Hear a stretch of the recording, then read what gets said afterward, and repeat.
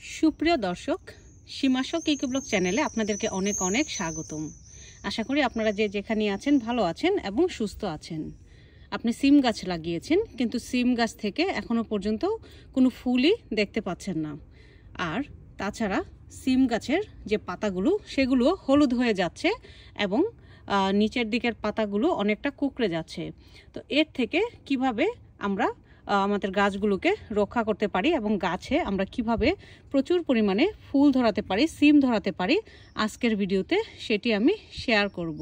তো বন্ধুরা, আজকের ভিডিওটা হচ্ছে আমি যেভাবে আমার গাছের যত্ন করে সাফল্য পেয়েছি এবং প্রচুর পরিমাণে আমি গাছে সিম ধরাতে সক্ষম হয়েছি, আজকে সেটি আমি আপনাদের সাথে শেয়ার করব।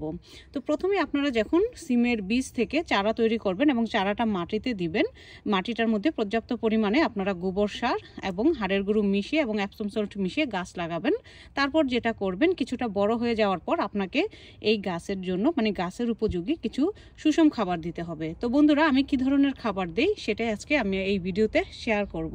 এখানে একটু খেয়াল করলে দেখতে পাবেন, এই যে দেখুন, সব ধরনের আমার ঘরের সবজি খোসা, পাতা, যে আমরা যে পাতাগুলো ফেলে দেই সেই পাতাগুলো আমি এই বালতিতে পচিয়ে রেখেছি।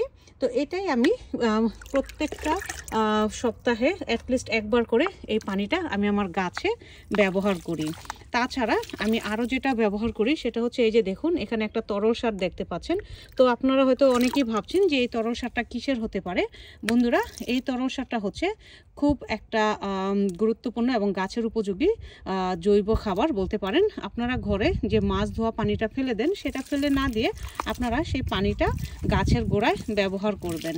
তো এই তো আমি এইভাবে আমার গাছের যত্ন করে থাকি। তাছাড়া আমি যেটা করি, 1 মাস অন্তর অন্তর এর মধ্যে এপসম সল্ট দিই। এপসম সল্ট দিলে যেটা হয়, গাছের পাতাগুলো হলুদ হয়ে যায় না। তাছাড়া অনেক সময় দেখবেন কিছুটা হলুদ হয়ে গেলেও এত চিন্তার কারণ নেই, সেই হলুদ পাতাগুলো আপনাদেরকে এভাবে ছিঁড়ে ফেলে দিতে হবে। অনেক সময় পোকা আক্রমণ করে, এই যে পোকায় পাতা খেয়ে ফেলে। সেক্ষেত্রে আপনাদেরকে যেটি করতে হবে, একটা স্প্রে বোতলে কিছুটা লিকুইড সোপ, নিম অয়েল এবং ভিনেগার মিক্স করে গাছের মধ্যে স্প্রে করে দিবেন। দেখবেন একটি পোকাও থাকবে না। বন্ধুরা, এইভাবে আপনারা গাছের যত্ন করলে আশা করি আপনারা সিম গাছ থেকে খুব দ্রুত ফুল পাবেন, সিম পাবেন এবং গাছটাও খুব সুস্থ সবল হয়ে বড় হবে। তাছাড়া আরেকটা ব্যাপার যেটা আমি আপনাদের সাথে এখন শেয়ার করছি, সেটা হচ্ছে আপনারা গাছটাতে যখনই ফুল চলে আসবে, যেটা করবেন, হাড়ের গুঁড়ো এবং ফিশ ব্লাড অ্যান্ড বোন যে পাউডারটা, সেটা এই মাটিতে মিশিয়ে দিবেন। মাটিতে মিশিয়ে দেওয়ার ফলে যেটা হবে, আপনার গাছের যে রুটটা সেটা খুব স্ট্রং হয়ে উপরের দিকে উঠবে এবং ফুল আনতে তাড়াতাড়ি সাহায্য করবে। এইভাবে গাছের যত্ন নিতে থাকুন, দেখবেন আপনার গাছ আপনাকে নিরাশ করবে না, ফুলে ফসলে ভরিয়ে দেবে।